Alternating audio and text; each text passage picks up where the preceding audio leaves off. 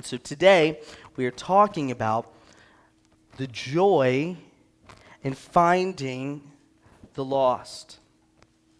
Joy of finding the lost. What are your favorite things about church? I think we would all have different answers. We all have different things in common. And maybe your answer is you just love the music. And maybe you're a little bit more mad at me because I don't play as many hymns as you would like. Or maybe you would like me to just let Ray get loose and we go full out Pentecostal and just really have an incredible time. But wherever you are, maybe your favorite thing is the music. Maybe your favorite thing is church just reminds you of your childhood. It's just always felt like home at church. So you have a lot of nostalgia at church. So when people start talking about taking up the pews or even changing the color of the carpet, like it's tough because you have such fond memories and hopefully have fond memories of this specific church. Maybe your favorite thing is the long relationships you've had with people. Man, many of you guys have been here for a long, long time. And I don't mean that trying to be mean or anything, but you guys have been here for a while. And so you have relationships with one another that span decades. I mean, decades and decades. And so your favorite thing is this is kind of the one place where you get to go and you get to see the people that you've kind of grown up in church with. Maybe your favorite thing is the lessons. Maybe you come to church because this is your alone time with God, that it's just you, that you get to carve out. And this is your time with God, and that's your favorite thing. But let me ask you, what about the lost being saved? What about the lost being saved? What I found is for many of us, it's easy for us to fake excitement, fake excitement, to feign excitement over people being saved. We sit here and we kind of go, well, yay. And what I've even found in my own life, if I'm being honest, is when I've sat in the pews and I saw someone come to know Jesus, I've clapped my hands and I've said, oh, that's good for you. That's good for you. That's a good life choice for you. In other words, I'm glad that you're saved. That's a good thing. I know it's been pretty good for me. But your salvation has nothing to do with me. And many times in church, we treat people who do not know the Lord, coming to know the Lord in that way. That's good for you. But let's get back to me.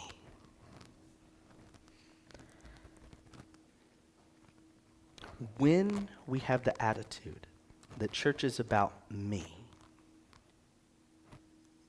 we then are no longer a community that can multiply, but we're just a bunch of individuals that maybe make up a club at best.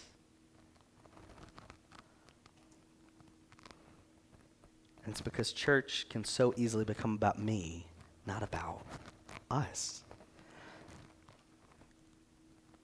And if we have this attitude of that church is about me, and it's good if someone comes to know the Lord, but it's really about me, what happens if the Lord decides to bless? What if the Lord breaks out in revival?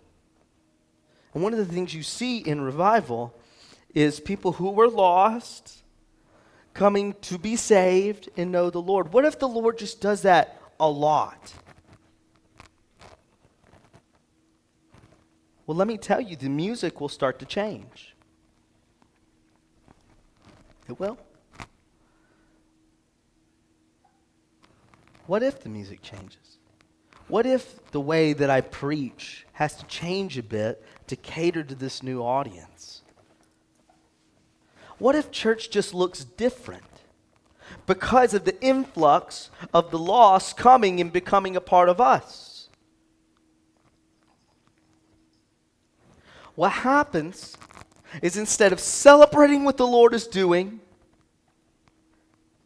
getting excited about the Lord doing the impossible, it is so easy for us to become unhappy because it's no longer about you.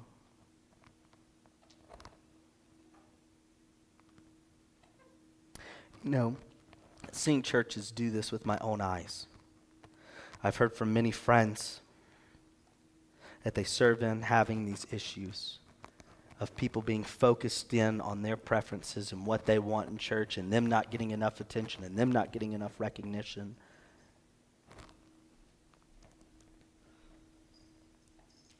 If we are not careful, we can become a church that values traditions, our preferences, and a church that is easy and familiar to us above a church that God is actually working through.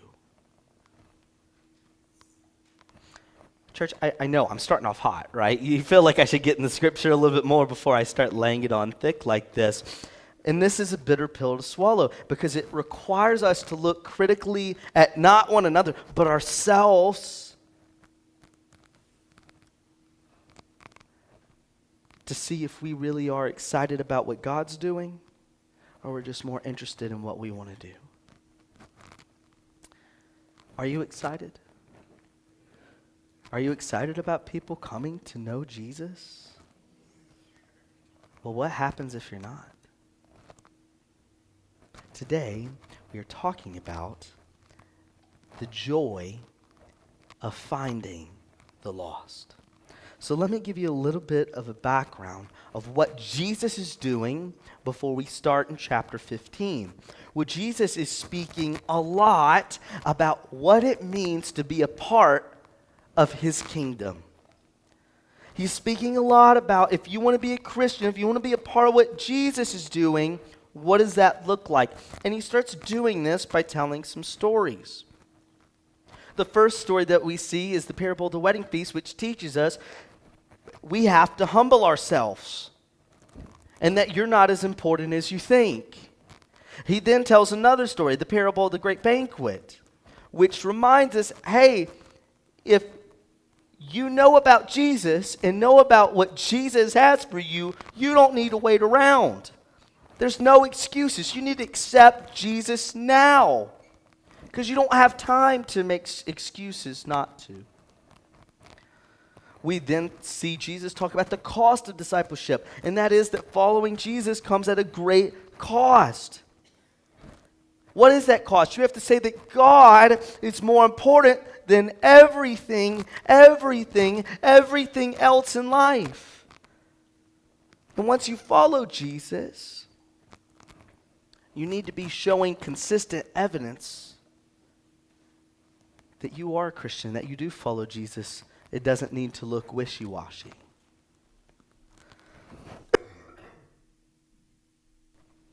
So what does this mean? It means that God is not looking for the best. God is not looking for the smartest. God is not looking for the most talented. God is not looking for the person that we would all choose to be on our team. What is God looking for? God is looking for people who are humble, knowing they need Jesus. Someone who is ready to follow Jesus. He's looking for someone who will give anything and everything to follow Jesus, and someone who is serious about following Jesus every day. That's what Jesus is looking for. So as we start in chapter 15, who is Jesus hanging out with? Well, let's take a look. If you'll open up your Bibles, chapter 15, verse 1, it says, "Now the tax collectors and sinners were all drawing near to hear him." Who's around Jesus? Sinners. Tax collectors. These are people who are traitors. No one likes them. And sinners. People that you would look at and you go, you know what, I need to be on the other side of the street. I need to figure out how to get my wife and kids away from them because I don't know what they're going to do. That's what it's talking about, those type of people. And they're all coming to Jesus. Well, there's this group of people called the Pharisees. And when you think about the Pharisees, they are super religious. They are what you would think of as the church-going people, right? They are always at the synagogue. They are always trying to do all the right thing. They have all these rules that they're trying to follow. And now they're seeing all these tax collectors that no one likes and all these sinners that no one likes. And they're all coming to Jesus. And they have a pretty good question. This is what it says, verse 2, "And the Pharisees and the scribes grumbled, saying, 'This man receives sinners and eats with them.'" Who's this Jesus? That he is looking at the lowest part of society, the people who we would all look at and go, I don't know if they should earn it. I don't know if they deserve it. I don't know if they fit into what we're kind of doing. They're seeing all those people come to Jesus. Now you might be wondering, well, why are they grumbling? Well, for a couple of reasons. One is Jesus is embarrassing himself. He's keeping the company of all these awful, awful people. They're not good enough. They don't bring anything to the table.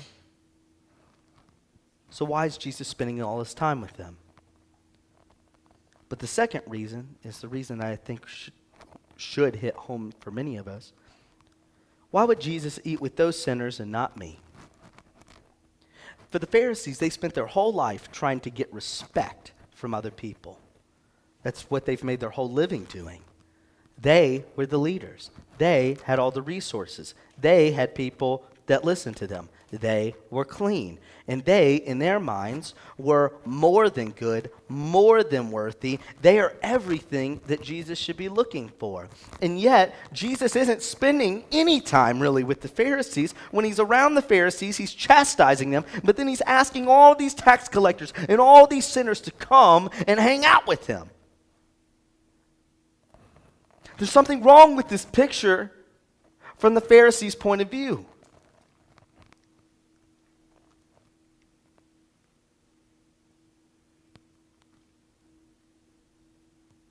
But the truth is that it's not that Jesus is rejecting the Pharisees. Jesus has been inviting them to the feast. Jesus has been inviting them to the table. Jesus has been inviting everybody to follow him. The problem is for the Pharisees, they are so religious. They think they're so good. They think they got it all so put together that they're not humble. They're not ready to follow Jesus.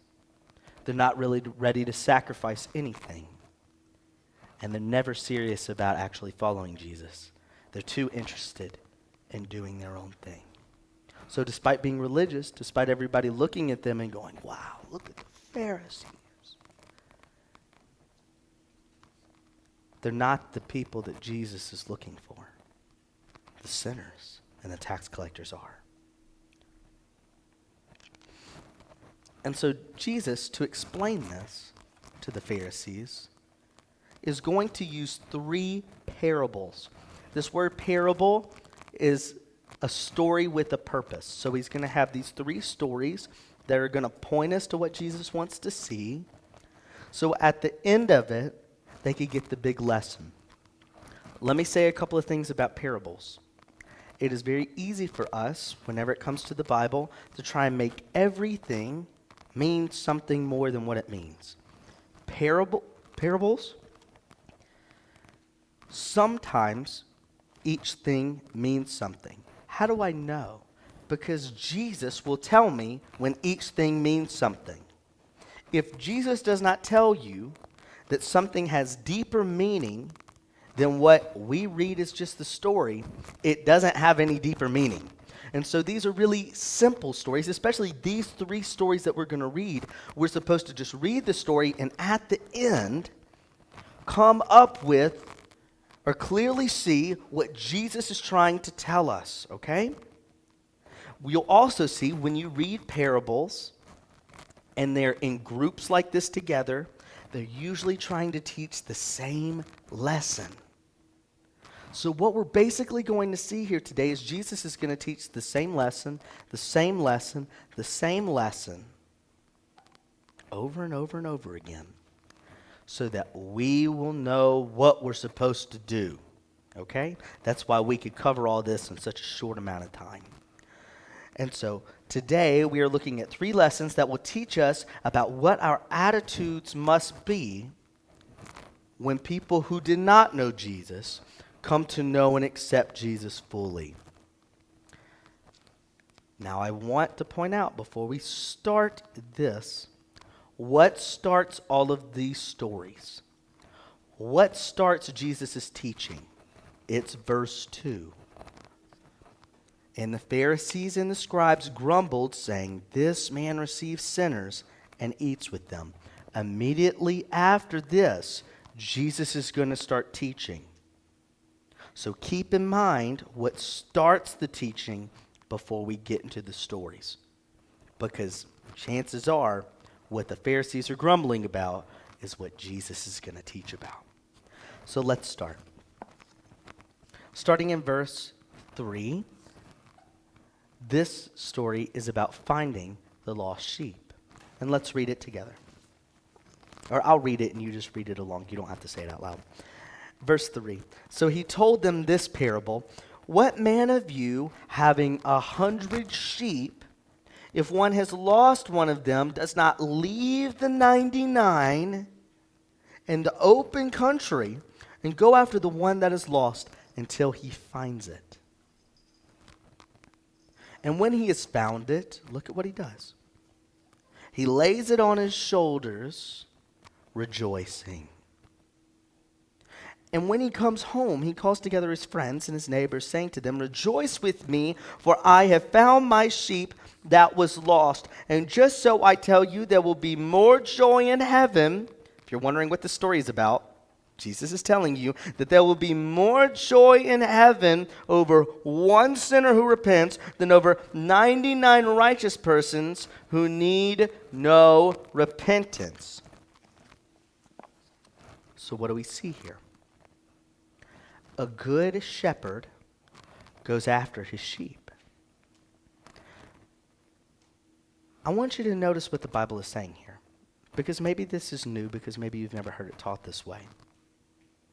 What man of you, having 100 sheep, if he has lost one of them, does not leave the 99 in the open country? What the Bible is actually saying is, and because I've heard this taught the other way, the Bible is actually saying it is normal for a good shepherd, when he loses one sheep, to leave the 99 sheep to find the one. That's normal. That's why he begins with, what man of you? The lesson should be, we would all leave the 99 sheep in the open country to go and find the one.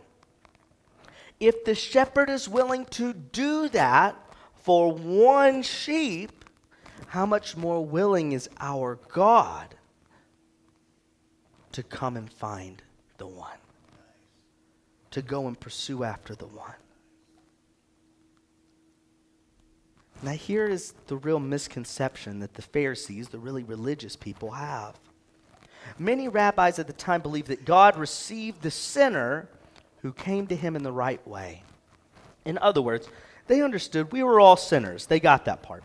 But what they struggle with is they don't think that God just accepts everybody. They think that they have to work their way up. That eventually, once they learn enough about the Bible, once they've given enough money, once they've met these certain tiers, then all of a sudden they can go to God and God would accept them. That's their belief. But in the parable of the sheep, Jesus taught not only do sinners not have to earn their salvation, God actively is seeking after the lost. He's looking for them. I also want you to notice this, because you would think if one sheep went away, what would the attitude of the shepherd be? Well, I could tell you what my attitude is when my dogs run away. I'm mad. I'm annoyed. They've really inconvenienced me. And I love them.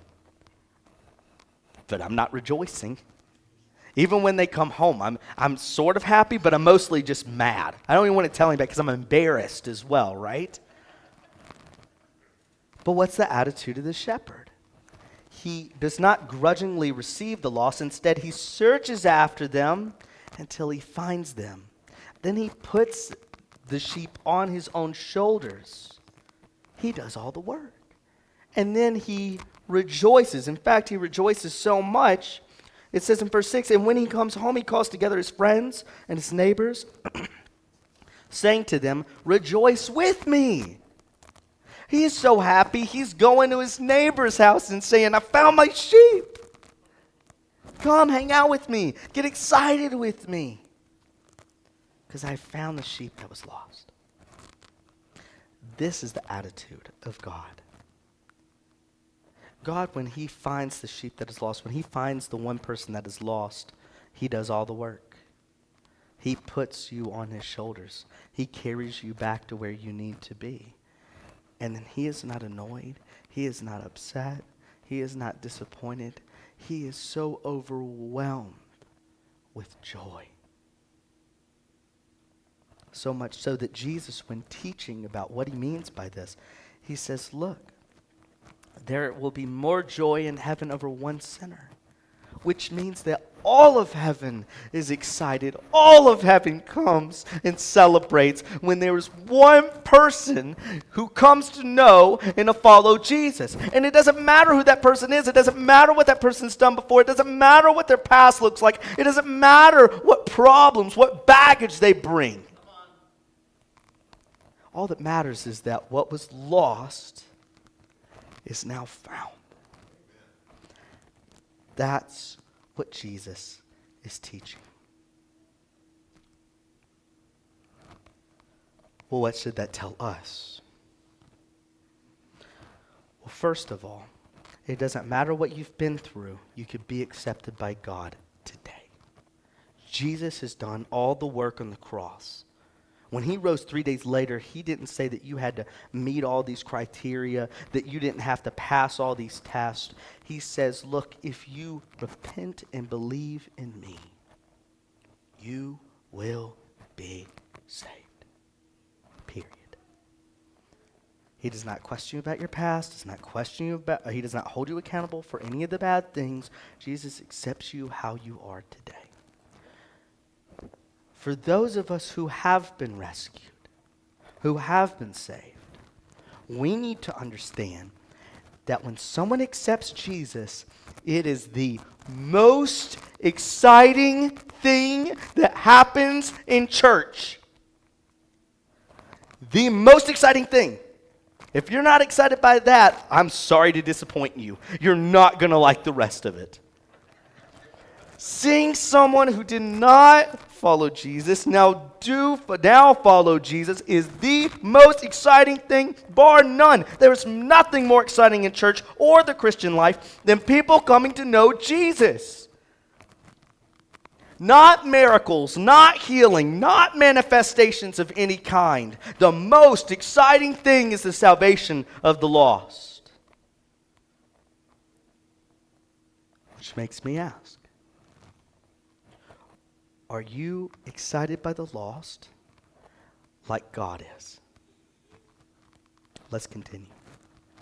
He tells another story, finding the lost coin. And it goes like this. Or what woman having 10 silver coins, now one of these coins represents a whole day's worth of work, so it's not a little bit of money. She has 10 silver coins. If she loses one coin, does not light a lamp and sweep the house and seek diligently until she finds it. And when she has found it, she calls together her friends and neighbors, saying, rejoice with me, for I have found the coin that I had lost. Here's the lesson. Just so I tell you, there is joy before the angels of God over one sinner who repents. What is Jesus showing us here? This woman, she lost a coin. It's worth a whole day's worth of work. So what does she do? She does everything she can to find the coin. She lights a lamp. She sweeps the house. She cleans up everything that she can. She turns the whole house over until she finds it.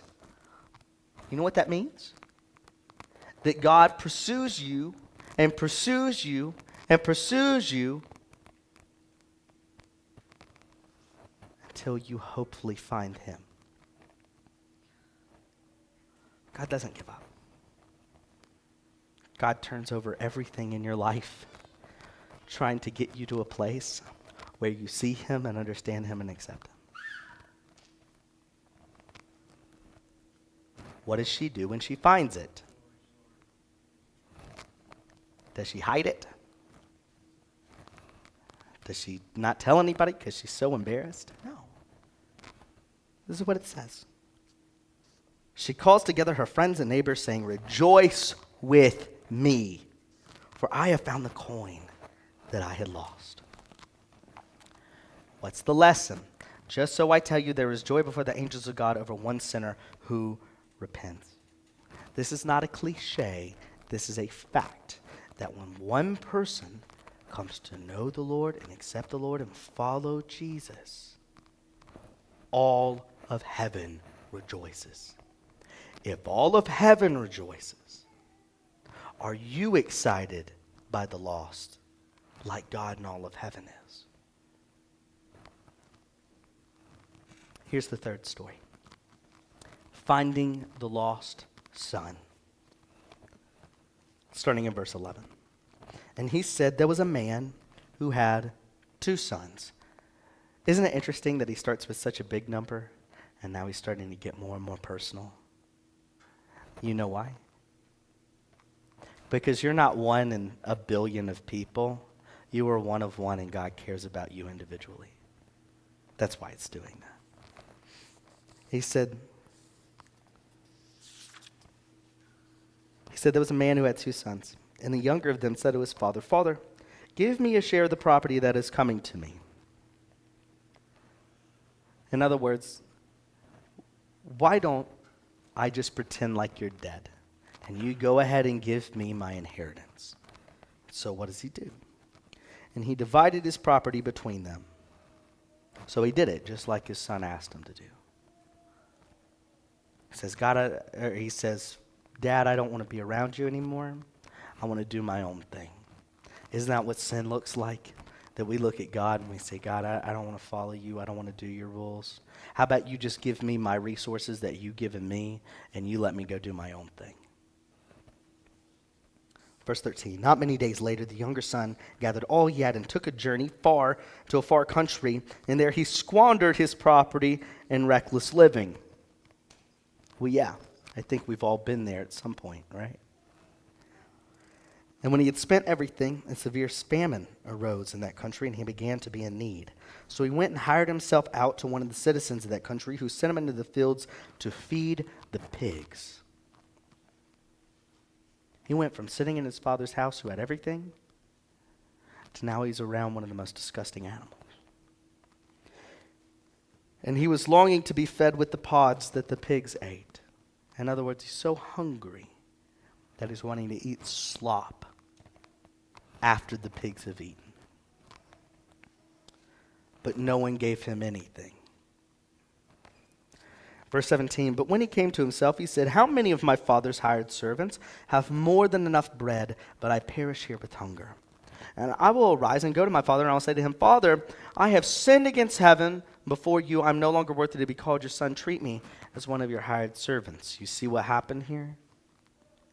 The son thought he knew it all, thought he had it all figured out.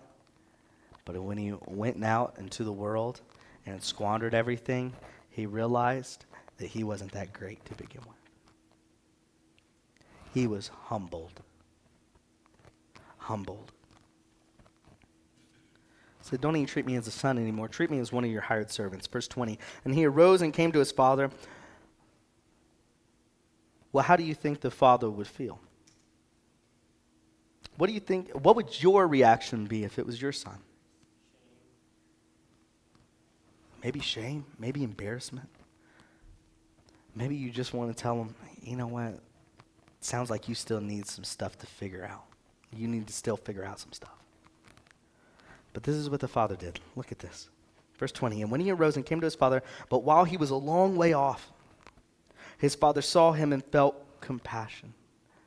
His father was looking for him. all this time, every day, the father is looking for him. And he ran and embraced him and kissed him. The son didn't even have to come all the way home to be met by the father. The father ran with everything that he had to go and meet the son. Verse 21, the son said to him, Father, I've sinned against you and heaven before you. I'm no longer worthy to be called your son. And look, the father stops him right there. But the father said to his servants, bring quickly the best robe and put it on him. Put a ring on his hand and shoes on his feet, and bring the fattened calf and kill it, and let us eat and celebrate. For this my son was dead and is alive again. He was lost and is found. And they began to celebrate. You guys picking up what these stories are telling you? When someone is lost and they are found, what do? We celebrate. It's the most exciting thing. It's the thing that we're longing for. It's the thing that we want to see. Every Sunday, we should be coming in here hoping that someone in their life is talking to somebody else and brings them to church so that they can be saved. So much so that we in our own lives should be talking to our neighbors, talking to our friends, talking to our coworkers, trying to get them here so that maybe they could be saved. Sharing Jesus with them in your own life. Why? Because it's the most exciting thing. So exciting that we're willing to sacrifice. This is a funny illustration. Joe Burrow is a quarterback in the NFL, and he's pretty good. He had a problem with his calf, and people responded all over the internet, can we please give Joe Burrow my calf so that he could play on Sunday? Why? Because seeing the Bengals win a football game was the most exciting thing to them. If people are willing to sacrifice their calf for the Bengals, how sacrificial should we be when it comes to rescuing the lost? Very clear. What should we do when we find the lost? We should celebrate. But that's not the whole story, because the real lesson of Jesus begins right now. This is what it says. Verse 25, now his older son was in the field, and he came and drew near to the house, and he heard music and dancing. And he called to one of the servants and asked what these things meant. And he said to him, your brother has come, and your father has killed the fattened calf because he has received him back safe and sound.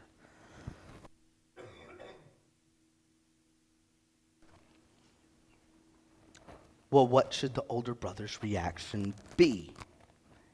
According to these stories, what should it be? Rejoicing, celebration. It's very clear. But look at how he reacts. Verse 28, but he was angry and refused to go in. So his father, being a good father, came out to entreat him, to talk to him. And he answered his father, look, these many years I've served you. I've never disobeyed your command. Okay. Yet you never gave me a young goat that I might celebrate with my friends.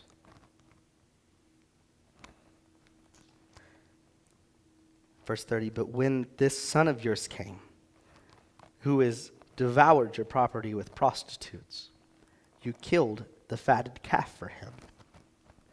In other words, Dad, how is this fair?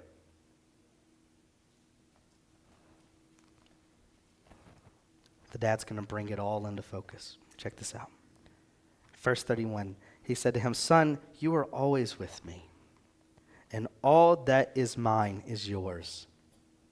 It was fitting to celebrate and be glad, for this your brother was dead and is alive. He was lost and is now found. The older brother should celebrate. Instead, the older brother was bitter. what do we see the attitude of the Pharisees? They should be celebrating that all of these sinners, all of these tax collectors, all of these traitors, all of these people that you would deem unsafe and unworthy, that they are wanting to come and be close to God, probably for the first time in their lives. And what's the Pharisees' reaction? Why is Jesus spending all his time with them? He's embarrassing himself. They got so much baggage. They're so dirty. They're so not worthy. Why wouldn't he come and kiss up to us? It's not fair. The Pharisees thought that they have earned God's love and that they deserve God's love. They looked the part. They spoke the part. They've been in the synagogues. They should be given all the respect. And they should be able to call all the shots. Do you know why Jesus is teaching this? Jesus is teaching this because you know the attitude of the Pharisees? It's in all of us. It's in all of us. And you might be sitting there saying, Brant, not me. I love seeing a baptism. I love seeing the... No. This same attitude that you want all the honor. You want all the respect. And to the point that you miss the big picture, that attitude is in all of us. We all want to be honored. And let me tell you, when salvation is not exciting and discipleship is not something that we want for one another, church becomes about other things that do not matter. They don't matter. And it's easy to focus on ourselves and say, oh, well, how was the music today? How was the preaching today? How was the ambiance?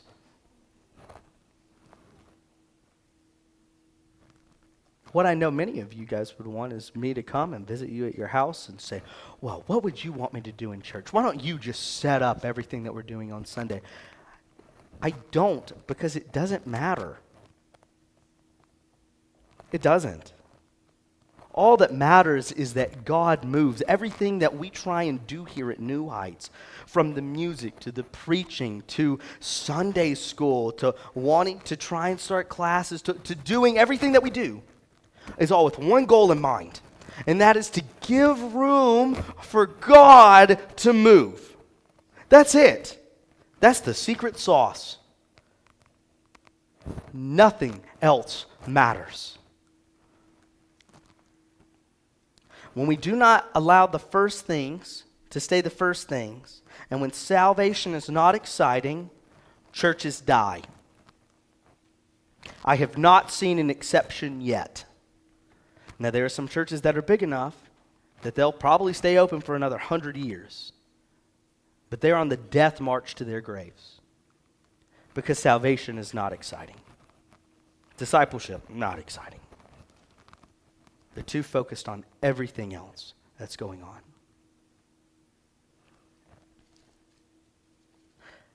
The truth is, I have had friends, good, dear friends, fired from churches, not because of anything that they did wrong, but because the churches were focused on other things than salvations. That's a fact. I've had friends quit the ministry, will not return, because churches are more excited by everything else than salvation and wanting to grow towards God. I've had good friends leave the faith, hurt, because the church is focused on other things. I've seen churches close their doors because the church is focused on other things. But I've yet to see a church that is truly excited about salvation, truly excited about the Word of God and teaching it as right as possible, and excited about discipleship and the growth of their members that is shut down yet. I've seen a couple that have come close. I've seen a couple that it was too late. But I've not seen a church that didn't turn around when everybody in the church got on the same page and agreed that the most exciting thing is seeing the lost be saved.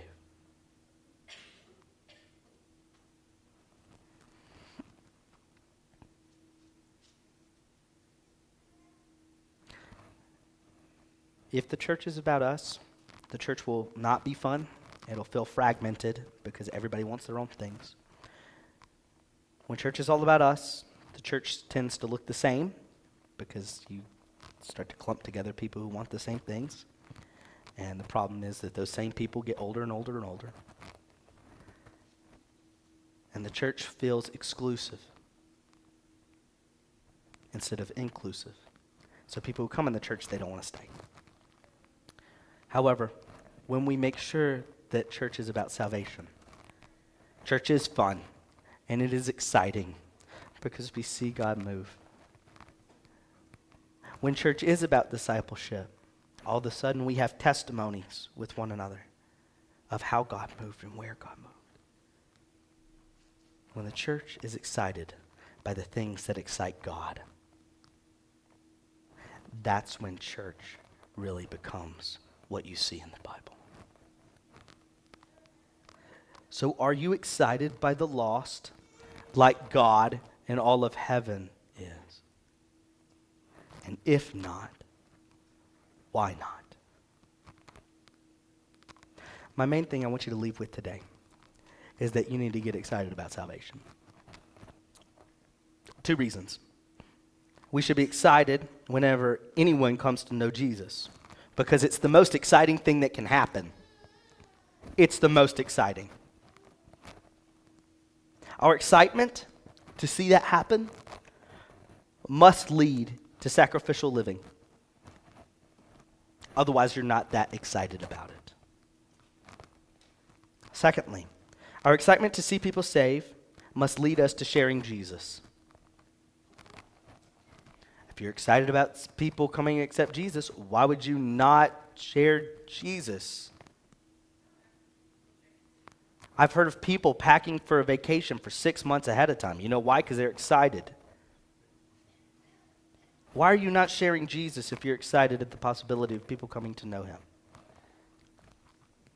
When you're excited for salvation, it is easy to do what I hope that you've seen from all of our graphics and everything, and that is to glorify God, disciple, and to multiply. So this is my challenge for you this week. I want you to pray for salvations this week.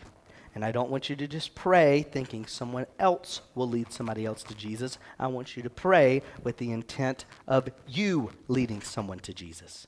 Or at the very least, you inviting someone to church.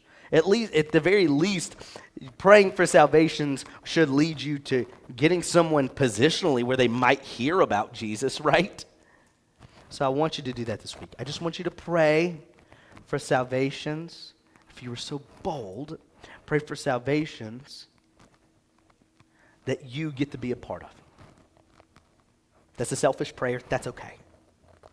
Pray for salvations this week. Because I want to tell you something. That's the whole reason Jesus came, was to save people. Jesus, who created the world, saw us in our sin and our shame, saw that we were prideful, and just like that son, we said we want to go our own way.